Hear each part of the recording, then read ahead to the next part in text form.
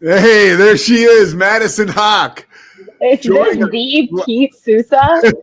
joining us live from Kansas City. I appreciate you taking the time.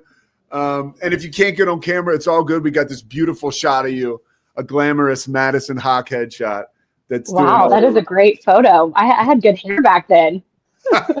You still got great hair. You're in Kansas City. You're working this week for ESPN and the Big 12.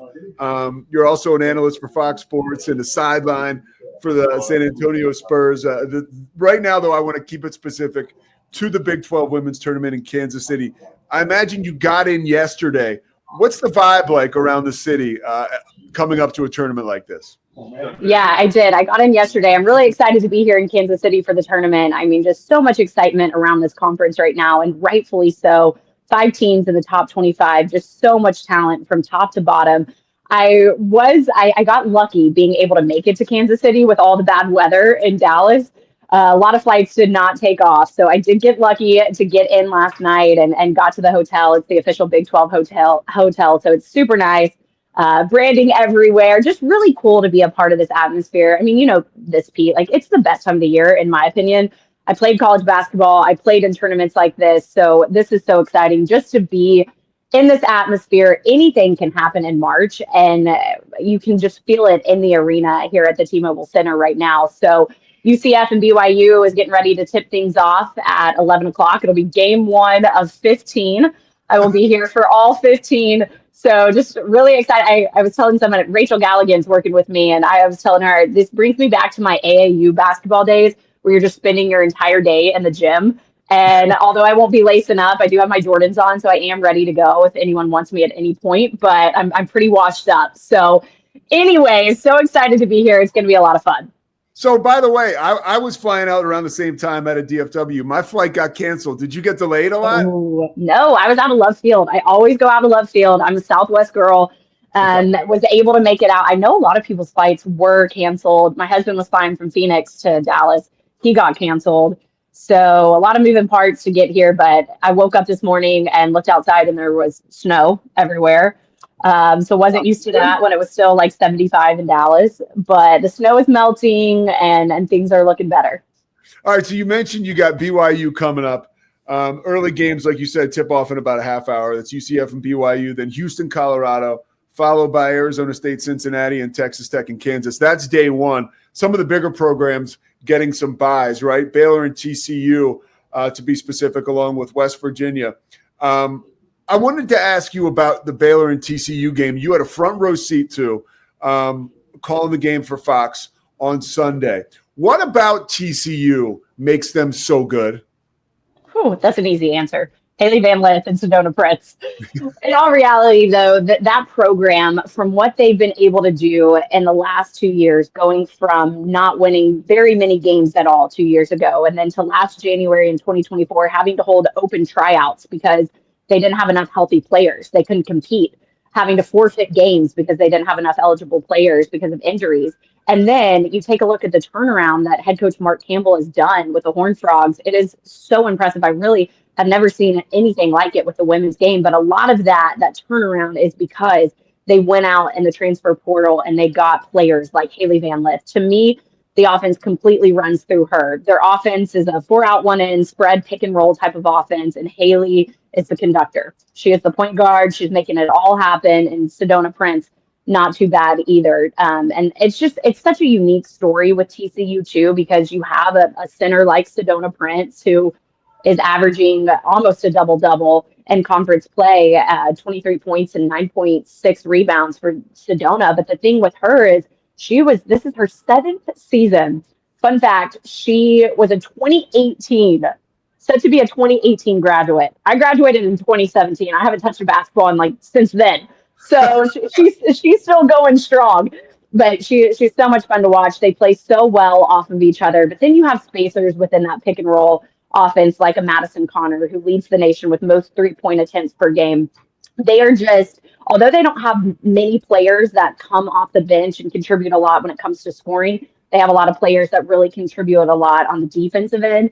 And to me, that's what stood out. And I think the reason they were able to claim the regular season title Sunday at Baylor was because they have that defensive depth, and they really challenged Baylor. They made it tough on Baylor to score. Baylor was shooting about 28% from the field, about 15% from three throughout the entire game, but Baylor still made it really competitive, and you could tell that they had a lot of fight in them too. They wanted this game. But to speak on just the turnaround more about TCU, I mean, the last time Baylor and TCU met, TCU snapped a 37-game losing streak to Baylor. So and to put that into perspective, what the Horned Frogs have been able to do, I think a lot of it, though, you have to give credit to Mark Campbell and just his ability to recruit the transfer portal. I mean, to get a caliber player like Haley Van Lith, who's been at Louisville, who's been at LSU, and to get her to buy into the system, he sold her by just saying, "Hey, I want you to come, and I'm gonna build the entire offense around you." And now she's the Big 12 Player of the Year. It's worked really well for TCU. To me, they're my favorite in this tournament. To be quite honest, I think the tournament goes through TCU. I mentioned there is a lot of depth, and I know we can get into that more, but for me right now, TCU is the team to beat. And how much does Sedona Prince have to do with that? She is a terribly unique college basketball player. I don't care whatever side, women's or men's. Is she just a one of one in your long history of competing and watching the sport? Yeah, well, I think the thing about Sedona Prince, and I'm going to knock on wood when I say this, because this is the first season she's been healthy for an entire season. I mean, injuries have just dismantled her career up to this point. TCU started 14-0 last season. Then Sedona Prince broke a ring finger, and then from there, the whole season was dismantled. They went to holding open tryouts. But she told me, she was out of basketball completely, living in San Diego, thinking about maybe going over to Europe to play. And then when Mark Campbell got the head coaching job at TCU, they had a prior relationship when he recruited her at Oregon. She told me she felt like she got a second chance on life, not just on basketball, but on life. And, when it comes to X's and O's, she's a unique player because she's 6'7", but she doesn't really like to post. She's not your traditional post player where she's going to go down on the block and just back you down. Mark Campbell is trying to get her to post up more, but she'd rather pick and pop. She's such a matchup threat because she does such a good job just bringing defenders out to guard her. And a lot of these, big time post players don't really want to leave the block. So she's a matchup issue in that sense. But yeah, to me, the entire offense just revolved around Haley Van Lith coming off that pick and roll that Sedona Prince is setting. The thing that worked really well for Prince too against Baylor is she got hot from the mid range. The majority of her shots were all from the high elbow, from the high post position. And so they were really bringing her off the block, and it worked for TCU, especially there in the first half, because Baylor's center Aaronette Von Lay was having to come up off the block, and she's more of a bigger post player. So they just kind of used Prince to their advantage, and I think she definitely has to be, knock on wood, she stays healthy. I think she has to be a big presence this week in tournament play. I've watched her a ton. I called her game against Iowa State too, where Audie Crooks really went at her and really challenged her. That was an awesome matchup to watch. But I think if Prince can just, stay in her own head and just go to work, she's going to be really hard to beat. You mentioned Audie Crooks, and you get into that. I don't even want to say second tier, but there's a lot of really good teams up around the top. Baylor. Obviously, we talked about TCU, but when you look at Baylor, West Virginia, Iowa State, and Kansas State, out of those teams, which one do you see emerging to challenge TCU? And then secondary, what do you like, some specifics about some of those teams? Yeah, well, I think Baylor, just right off the top, is, there was high hope. I just watched Kansas State practice, and there was obviously a lot of high hopes around Kansas State for this season. It almost felt like the conference was going to run through them in the preseason poll, pick to win it. But they had injuries. Aoka Lee, she went down. And so that has been a huge factor for Kansas State. They still have Serena Sundell, who to me is a top 3 player in the league. But it does feel like the momentum has shifted away from Kansas State in the last couple months and in favor of a TCU or a Baylor. I like Baylor a lot because they have 5 players scoring in double digits. They almost have 6 players. They're just deep and they're really competitive. And it's not like they have just one superstar. The person who you could say would be their superstar, Little Paige Bugs. She's out. But she's hopeful that she will be back for the NCAA tournament. But then you have Yaya Felder, who was just named Sixth Player of the Year by the Big 12. She normally comes off the bench, but she has started the last few games with little Paige Bugs out. So I just think the depth with Baylor, they would worry me if I'm an opposing team scouting them. But you just mentioned all the other teams as well. I think what really stands out about the Big 12, I mentioned this earlier, you have 5 teams in the top 25. The Big 12 is one of 2 leagues that have at least 5 teams in the top 25 in the poll, the other being the SEC. And we know how stacked and loaded the SEC is for women's basketball. So it does feel like it is anyone's ball game this week here in Kansas City. I love Iowa State. I think that they're missing just one more factor. They have Addie Brown, Emily Ryan, who are great scorers, great facilitators. And then honestly, one of my, if not, I'm not going to say my favorite, but I will say she's really close. Audie Crooks. I love that player. She has the best personality.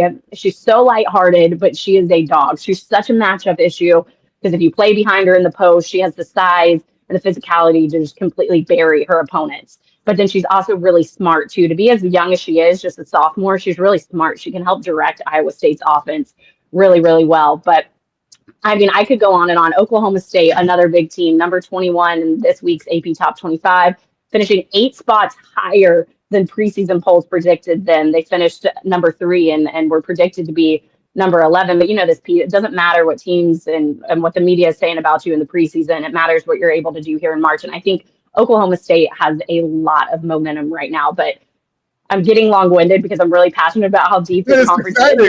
But no, my last point I do want to make, though, you can't leave out any teams like Utah.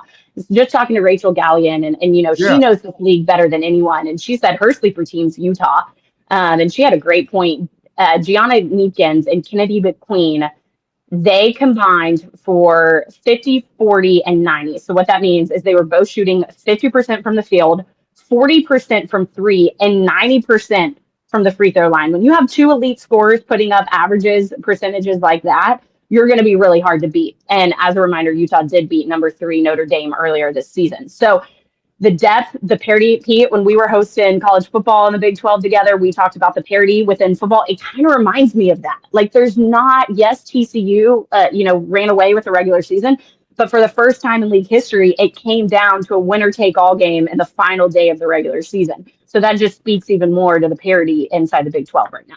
And by the way, the passion of these fan bases, right? Like you load this up with such good information. And then you mentioned Utah. I was calling the men's game. There was a doubleheader last Saturday. And as I was making my way into the men's game, the women's game was in overtime. And it sounded like an eruption inside when Wilkie, the girl on Utah, hit a half-court shot to win it. Yes, like you couldn't get any more exciting, an exciting brand of basketball. And then we have a men's game after that, which is kind of like, blah, blah, blah. So there's a lot of excitement around this. 2 more questions. One, when we talk about Baylor, I love Sarah Andrews because she's the type of player that can be like the alpha, right? Can take control. But the game that you did, she sort of disappeared. How important is she to Baylor being able to make a run, whether it's in the Big 12 or in the NCAA? I feel like she's got to be a factor in that. How does she become one? I guess I'm asking. Yeah, absolutely. I mean, she has to be a factor considering her experience. She has now played the most games in Baylor program history with 163. And then she's the only one on the roster to have won a Big 12 championship. So when you talk about the experience, I mean, Baylor won 13 of the last 19 Big 12 championships. So when you think about the experience that she has, understanding the program, wanting to play for Nikki Collin has really poured into Sarah Andrews and made her believe, hey, if the shot clock's winding down, you can have the ball in your hands. You're an elite scorer. You're averaging 11 points this season, but you're dishing out almost 6 assists. So she is a great facilitator within this offense. She had 4 threes against Kansas State 2 games ago. And then you mentioned it. She kind of did disappear a little bit against Baylor, or against TCU. But I think that speaks to TCU's defense. They had a game plan going into this. The Horned Frogs did. And they really felt like if they limited Sarah Andrews, that they wanted other players to step up, like Fauntleroy, like Von Lay, like Jada Walker. But interesting enough about Jada Walker and Sarah Andrews, to me, those are the 2 facilitators within Baylor. They've combined for over 320 assists this season. That's 3rd most by any duo in Division I basketball. So they do have the talent and the depth and multiple threats, I think, to make a deep run into this tournament. But to your point, I think that they have to have Sarah Andrews involved. She's number 7 in Big 12 in assists per game, number 4 in the Big 12 assist to turnover ratio. This is a crazy number. 5 assists to 2.2 turnovers. And the way that Baylor wants to play, they want to play so fast. So they need somebody, a veteran guard like Sarah Andrews, to have the ball in her hand. She's also, I don't know how much time you spend around her, but she's just also such a cool person. Like her personality, she was cracking me up before the game during shoot around, and she just looks like she loves ball, loves going out there, having fun. And I think, just to circle back, just her experience, being the only one that's been here and done that by winning a Big 12 championship is going to be really crucial down the stretch here in March. Yeah, Baylor's guard play, I think, can put them a cut above, but they'll need Andrews to produce. One more for you. You are, an athlete, right? You played Division I basketball. I was, right? I was. So now, and you've got twins at home. You got responsibilities with the Spurs. You got responsibilities with Fox. But now you got this Big 12 tournament you're doing, and there's so many teams. And there's so much information. And somebody like you that's as dialed in and as buttoned up as you are, how do you, for the young folks trying to get into broadcasting, how do you put your arms around an event like this and dial in and get ready for it? Yeah, I think that's a great question. I think, in short answer, preparation is key. And if you say that you don't have time, well, you're just cheating yourself, because you have time, right? Time management is key here. And you mentioned my other responsibilities. I'm going to fly from here to San Antonio to do 3 games there for the Spurs. And I'm kind of all over the place right now here in March, but this is what I love. I love basketball. And then, I've got responsibilities at home with 10.5-month-old twin daughters. And so luckily I have a great support system at home with my husband and my parents in town watching them, so I can live out my dream, because this is what I love. I think when you're passionate about something too, it doesn't feel like work. And I know that's the old cliche, but just walking into an arena and knowing what these players have gone through and the sacrifice that they've given up, the early morning 2-a-days practice in September and October. I take a look back at, whenever I was playing Division I basketball, time management wasn't a thing. It was like you were an athlete first, then you were a student, and then everything else. So I think I have a respect factor for everyone that's done it. But I would say, anyone trying to get into this industry takes a lot of hard work, a lot of sacrifice, but you always have to be the most prepared one in the gym or on the field, because you don't want anyone to be able to say, well, she's just up there to fill a role. Like, no, you're up there because you know what you're talking about, right? And I think too, when you have a passion for it and you love it, like, this is all fun. Like, I'm sitting in my hotel room last night and I'm looking at stats for work. Like, this is not work, it could be much harder. We're not talking life and death here. So it's a balancing game, but when you have a lot of pride in what you do and when you work with great people, like working with you, it's fun. So I love what I do, and I love being able to cover the game at all different levels, right? Being in the NBA, then being on, the college basketball sidelines, being an analyst, now hosting. Like, it's so fun to see the game from all different perspectives. I will say I love my time as a player, but I'm not envious of those girls that are having to go through all of this right now. I miss it, but I like to be on the other side of things now. I paid my dues, I did my time, and now I just get to sit back and just relax and watch some basketball. Well, if you want to watch her on the other side of things, you don't have to wait long. Tip-off coming at 11 a.m. from Kansas City. You can check it out. All the games, every game on ESPN Plus, right? And then on the network as well. And Friday, ESPNU. Friday's games will be on ESPNU. Yeah, so there's our, some of the, not bigger games, but some of the higher seeded games. So those will be on ESPNU. It's awesome. It's just a one-stop shop to check out everything Big 12 tournament. Madison is your tour guide. Madison, thank you so much for getting us ready. I look forward. I'm gonna nail you down for. We're gonna be working together in the fall. We're gonna figure it out. So yes. Well, hey, we are. I'm already manifesting it, but also. I have to go on record and say a big congratulations to you for putting a ring on the finger. I was bugging you all fall saying, when is that going to happen? And it finally happened. So that's the best news I've seen in a while. I can't wait till you meet Christy. I'm going to have her thank you, because you constantly were reminding me that was a very important piece of business that I had yet to execute. So thank you very much. Yes. Okay. All right. Well, I'm going to run out to the arena, but good talking with you. Always awesome talking with you. Good luck, Madison. All right. Bye. That was Madison Hock. You know where to catch her, and you know where to catch us. The Pete Souza Show presented by Slovakics. Coming back after this break. Protect your car with 3W Liners all-weather floor mats. Made from durable materials like TPE and rubber, our mats are designed to withstand rain, snow, and mud with deep grooves to trap dirt and liquids. For a custom fit and advanced protection, visit 3W Liners. That's the number 3, WLINERS.com today.